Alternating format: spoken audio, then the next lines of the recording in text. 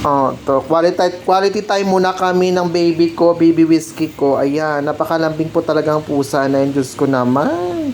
Kung saan ako napunta, kakapaligo ko lang. Diyos ko. Naupo lang ako ng konti. Ayan.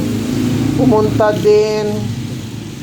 O, ayan. Diyos ko, nagpapalambing ang baby whiskey namin. Diyos ko. Ayan. Ayan gusto niya, oh. Ayan. Diyos ko, dahil. Sadyang malambing talaga si baby whiskey ko. Ayan. Diyos ko. Quality time muna kami daw kasi wala pa namang customer.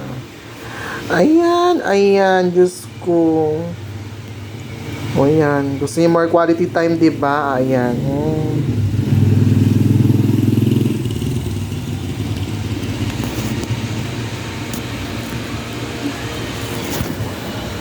Smile whiskey.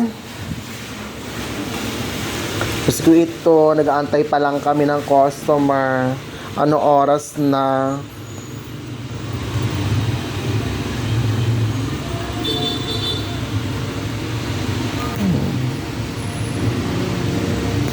Diba?